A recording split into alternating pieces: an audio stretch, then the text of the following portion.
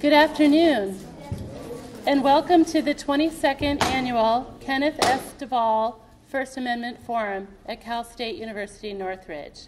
My name is Dr. Elizabeth Martinez, and I would like to introduce the panelists that we're going to have for today.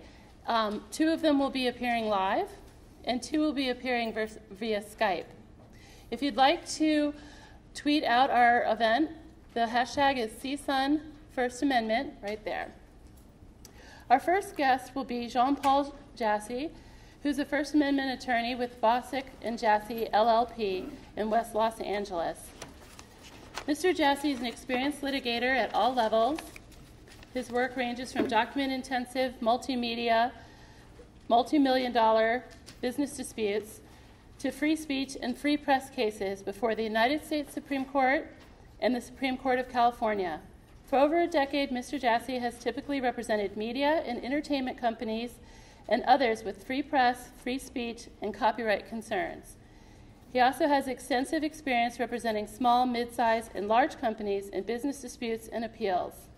He's listed in the Best Lawyers in America under First Amendment law, and importantly, was the 2003 recipient of the First Amendment Award from the Society of Professional Journalists, Los Angeles. He will be giving us some of the legal landscape in the area of our topic, which is shields and privileges. Do reporters have protection from forced disclosure of confidential sources and information? In addition, we're honored to have Dr. Craig Smith, who's here in person, Director of the Center of First Amendment Studies, California State University, Long Beach, and Professor of Communication Studies, CSUN. He is the author of more than a dozen books, including recently a First Amendment profile of the Supreme Court published in 2011. In addition, we have two members that are going to be calling in from Washington, D.C., both of whom are journalists, practicing journalists.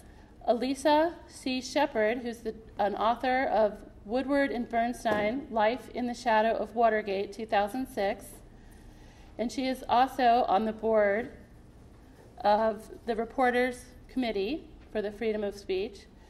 And she will also be speaking tonight at the National Press Club in Washington, D.C. So she will join us briefly and discuss current controversies and confidential sources.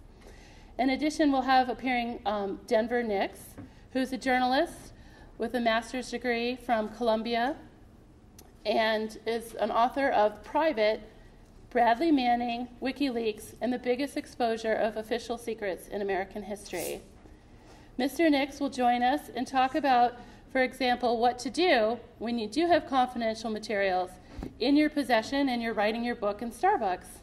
And what do you do when your computer has things that law enforcement wants and lots of people want and you've promised to keep confidential? And he's a very interesting young man. He's only 29 years old, already an author of a book in a very interesting, controversial area, and also previously a reporter for the Daily Beast. So this year's distinguished panelists will discuss issues that journalists and bloggers face when protecting confidential sources, information from forced disclosure. The questions here are very important. I chose this topic because their central topic includes who counts as a journalist. Does the government have the right to define who is a journalist and who is not a journalist? Should there be a federal privilege? In recent cases on controversy, including the Aurora shooting case and the Josh Wolf case, these cases remind us that the First Amendment liberties are guaranteed but can never be taken for granted. And without further ado, I would like to introduce Mr. Jassy, who will start us off. Thanks. Don't clap yet. I haven't said anything. So the question in the lead of the title of the seminar is, do reporters have protection from forced disclosure of confidential sources and information? And the answer is yes. In a lot of circumstances they do, but it's not always.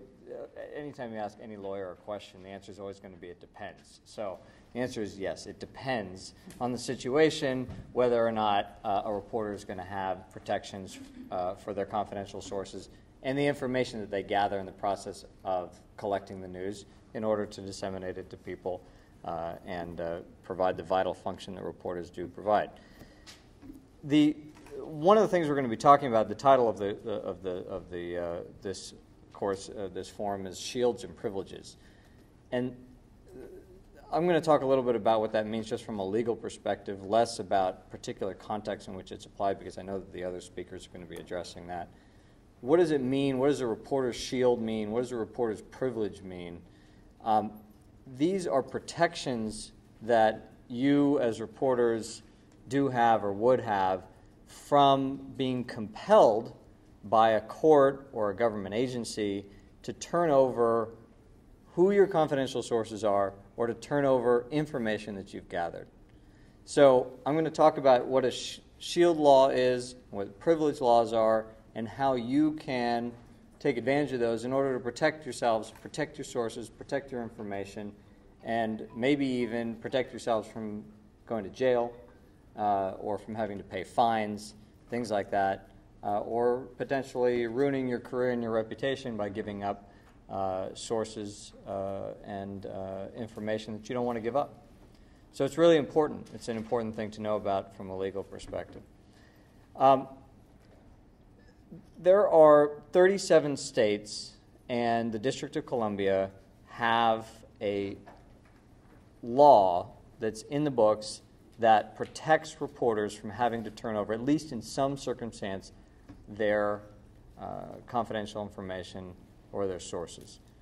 There are another 12 states that have cases where courts have decided that there are going to be some similar protections. That means that if you add it all up, there's 49 states plus the District of Columbia that give at least some protection to reporters. There's only one state that hasn't weighed in on it or doesn't have a specific law about it, doesn't really have any case law about it, and that's Wyoming.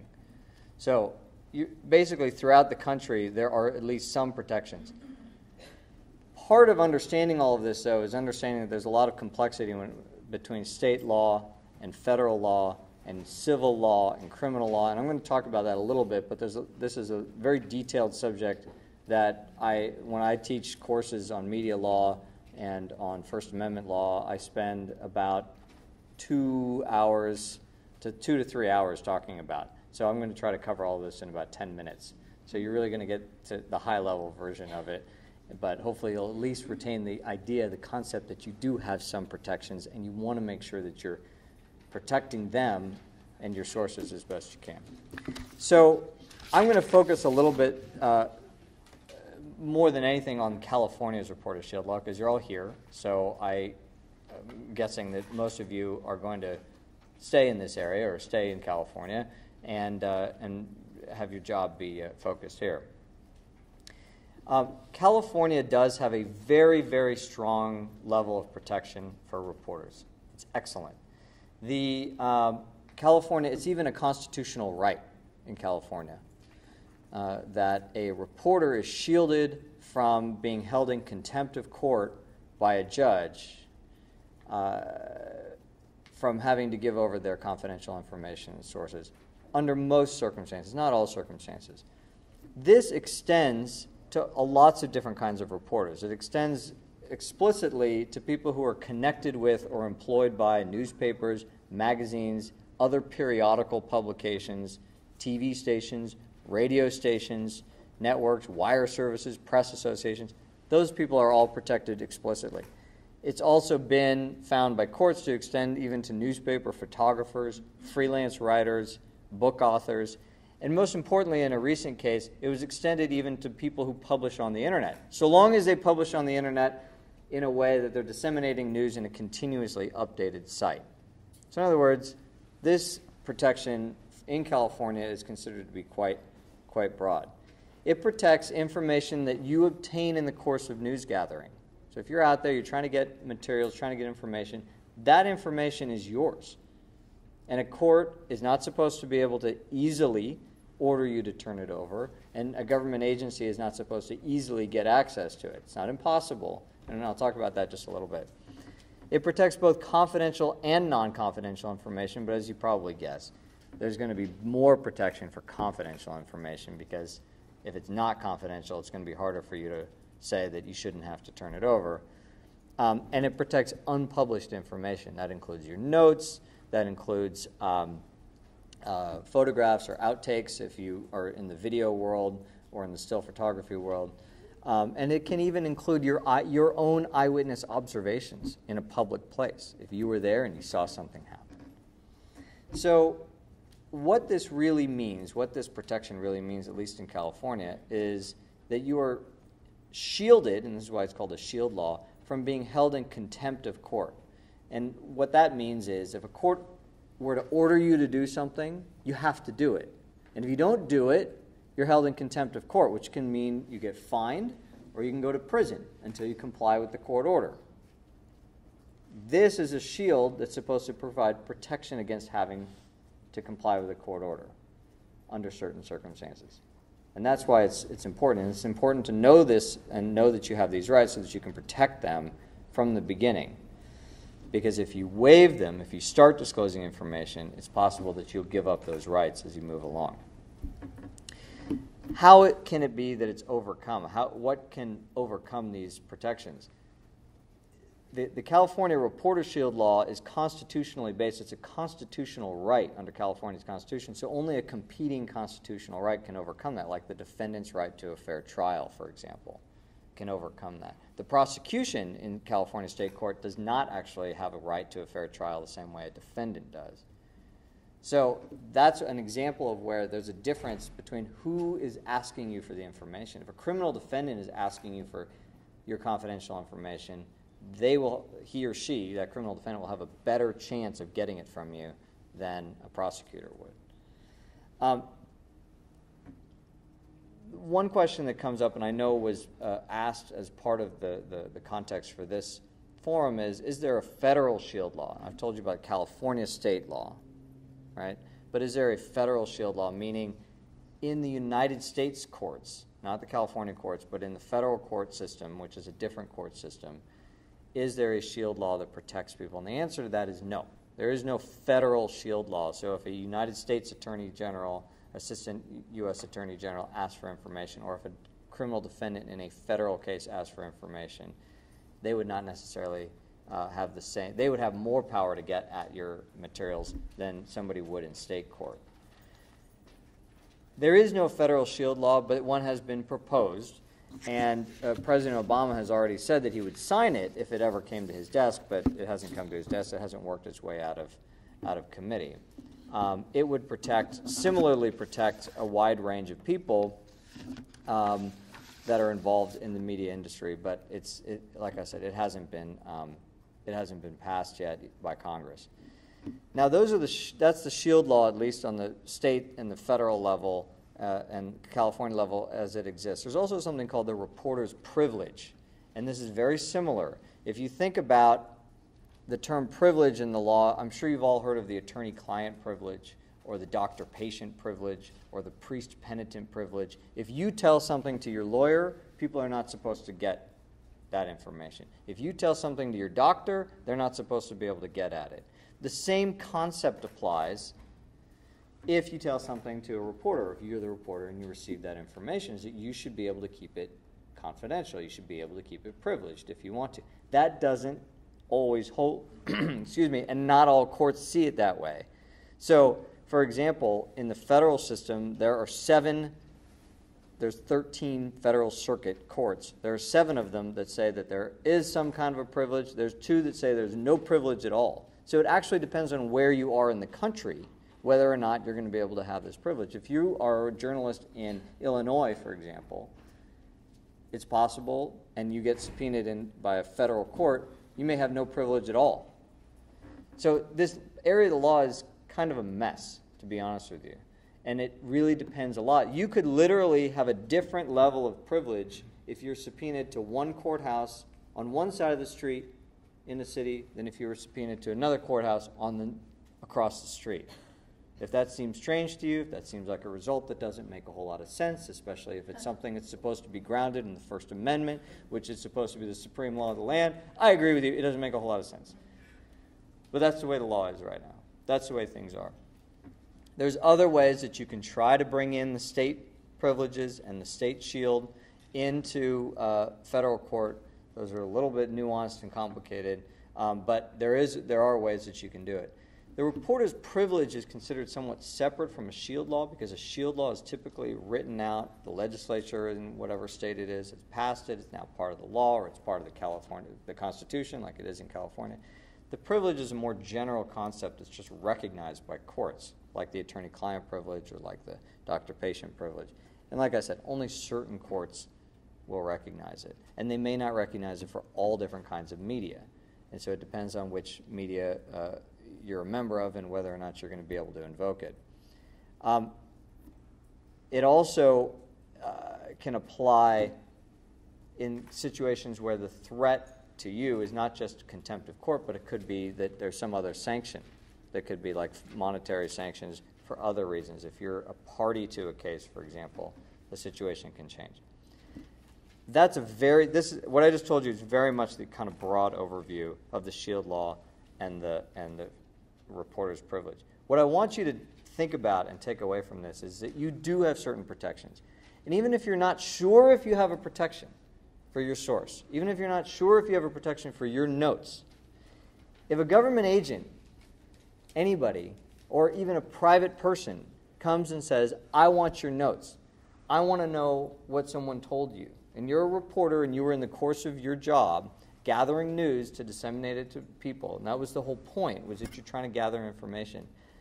Understand that you very likely have at least some protection for your notes. If someone says, I demand that you tell me who your source is, understand that you probably have at least some protection for not having to give up your source. So don't just give it up right away. Talk to your editor, talk to your publisher, talk to a lawyer, talk to somebody about what you can do to protect yourself and protect your sources and protect your information. And from there, you can hopefully have a better handle on what it is that you can do to protect your sources and protect the information that you've acquired. So that's kind of the overview. I'll stop right there. Okay. Yeah. And she'll be available for questions at the end. Thank Sure. you, Mr. Jassy. You're welcome. So we have Alicia. This is an experiment, a digital media experiment, and we'll see if we can have Alicia come up. We have her picture, and there she is live. Great. Everyone, if you could welcome Alicia. She's dialing in from Washington, D.C., and as I mentioned, she is her bio I've already given to you, which is also in the program. So without further ado, if we could have Alicia give us some of her thoughts on the state of shields and privileges for journalists. Okay, well, I thought I'd begin by just talking about the practical, when you are interviewing someone and you decide to go off the record with them. I've been writing about the media for almost 15 years, and there's no one more thin-skinned than journalists. So I find that I often have to go off the record with them. And what I will do, just as an aside, is once I've done the interview, I'll look at it. Most of it is innocuous, but they're so afraid of being quoted that I will come back and say, is this okay to use? But when you go off the record with someone, you are making a contract with them that you will protect them. And it's something to really think about when you just make that decision to go off the record, because as we'll continue talking today, there are certainly times where someone will come back and ask for who's your source. And so you have to be prepared to defend it and be prepared to actually go to jail. And I think that, I notice particularly in Washington, D.C., going off the record is de rigueur. That's the way they do business here. But it does mean something. And the other thing that I think is important to remember is that when you're asked for information that you don't want to give and you don't feel that you should give, or that the laws protect you, you have to remember that you are not an arm of the law. And I think that that's sort of it's put on you, that it's incumbent on you to help out this case and give us your unpublished notes. And the other thing, you are not working for a litigant. And I thought I would mention in particular a case in Nevada. And Nevada is considered one of the states that's surprising to me, as someone who's just lived there for 8 months, has one of the strictest shield laws. And in this case, and this was a car accident back in 1996 that set a precedent, and they've got the Reporters Committee for Freedom of the Press involved. But the gist is that a reporter quoted a public information officer for the police as saying, okay, so there was a terrible accident and several people were killed, and he turns out that the guy who killed or that was driving the car was intoxicated and had already been picked up once by the police earlier that night and then taken home, and he went out again. And the reporter for the Review Journal quoted the public information officer as saying, that we had picked this guy up and, he went out again. And, that was published in the newspaper. And this went all through the court system because, they wanted to, the litigants, the people who were suing the man who was driving the car, were asking for all the unpublished notes of the reporter for the Review Journal. And it went all the way up to the State Supreme Court in Nevada, and it looked like the reporter was going to be compelled to testify until it was they came back, they had a second time actually within the State Supreme Court, and the court realized that it was not the reporter's job to help the people who were filing the lawsuit so they would win their case. And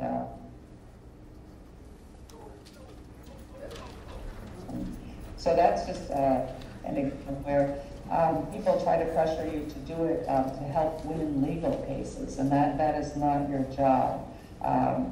Now, one of the things that I'd love Mr. Jassy to speak to is, why is there no federal shield law? I mean, this is something that I can't answer, and I don't know how much time I'm going to have with you, but I would love, I know that it's gotten far. What are the arguments against having a federal shield law that might make it easier than all these different shield laws that you mentioned? Oh. You're looking for interaction. Go ahead, she can hear you. Can't see you. Well, I think part of it is that it's just the bureaucracy of getting through Congress, right? So setting that aside, though, the arguments against a shield law are defining who are members of the press, making sure that there is enough room for particularly government agencies to be able to get information that they want to be able to get, because government agencies generally don't like shield laws, right? So and are resistant to it, and there's a lot of people in a lot of jurisdictions that don't have these kinds of federal protections, especially in the 6th and 7th circuits, which covers a lot of covers Illinois, Ohio, etc., and they have clout, and they don't necessarily want to have a new law that others don't already have, and journalists are not that popular, and so the idea of protecting journalists is not necessarily high on the list for a lot of politicians. I think those are some of the reasons why. I think some of the arguments that I've heard and the debate that I've heard, it has really come down a lot to defining who's going to get the protection, and that's become an issue in a lot of different contexts, whether it's going to include people who are sitting in their pajamas in their basement blogging about something, or if it's really only going to include reporters for the New York Times or things like that. Okay, so do you think then that the real issue is who is a journalist, and that's going to be something that is almost impossible to define except in specific court cases? I noticed that I'm a member of the Reporters Committee for Freedom of the Press on their board, and there was a case in April 16th this year, where a New Jersey blogger was considered a journalist under the state shield law. And the judge ruled that this woman whose name was Tina Renna, and she ran a website called the County Watcher, and this is in Union County in New Jersey. And the prosecutors, they wanted to get the names of 6 local government officials that Tina Renna said had misused county generators during Hurricane Sandy. And that was in a December blog post. So the judge considered that there were 3 factors. Whether Tina Renna had a connection to news media, whether her purpose was to gather or disseminate news, and whether she obtained her information through professional news gathering activities. So the connection to the news media, the purpose is to gather and disseminate, and how she obtained her information.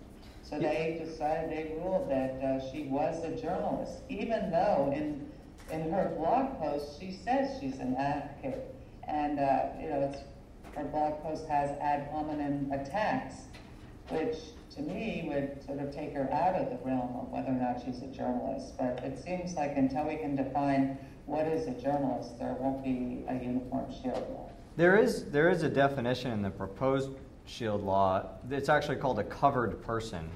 And it defines it as a person who regularly gathers, prepares, collects, photographs, records, writes, edits, reports, or publishes news or information that concerns local, national, or international events or other matters of public interest for dissemination to the public for a substantial portion of the person's livelihood or for substantial financial gain, and includes supervisor, employer, parent, subsidiary, or affiliate of such covered person. So that's the definition in the proposed law. Would you say that is a good definition in terms of being narrow to not include everyone who posts a blog about something newsworthy? Do you buy that? I think it's pretty good. I think that the part where it says a substantial portion of the person's livelihood or for substantial financial gain, I think that can exclude. I had a case where I was representing 2 guys who went by pseudonyms, and they wrote a piece about the San Gabriel Valley and small cities in the San Gabriel Valley. And it was definitely newsworthy. I mean, it was definitely journalistic work, no doubt, but it was not a substantial portion of their livelihood. It was almost a hobby, and they weren't doing it for any financial gain. And so they would be excluded. I don't think that's necessarily right. So I think it's a little too narrow. I mean, look, I'm biased. I like the idea of a more robust shield law. I think this is a little bit narrow, but when you think about what are the competing considerations, this is better than nothing. So. I'm curious, what would define a robust shield law? I realize that we have other speakers, and this isn't interactive, but I think California's is more robust, especially as it's been interpreted by the courts.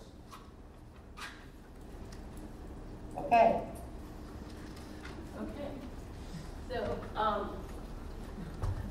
we're trying to get Denver, whose battery just went out, but he mentioned to me yesterday one other point about the federal shield law, and that it might be one of those cases where it sounds as though we're going to try to protect the journalists by giving this broad, overwhelming shield law, but if it is defined in one way that's different than the state law, there could be losses of maybe something in the state law that's protecting you, and then the federal law is they come into conflict. So it's possible that it could be a benefit, and it could possibly that it's a risk, and it's one of those things as law changes, there's unforeseen consequences.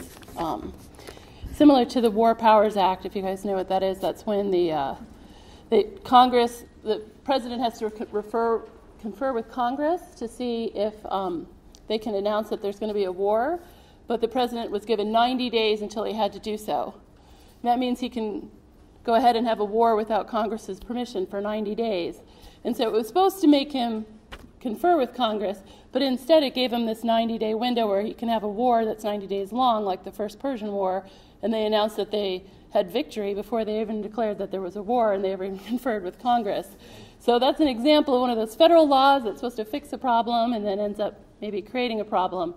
And so that could be part of the hesitancy in having a federal privilege when the state privileges have worked state by state. And that was Denver's idea, not mine. And we're going to try to see if we can get him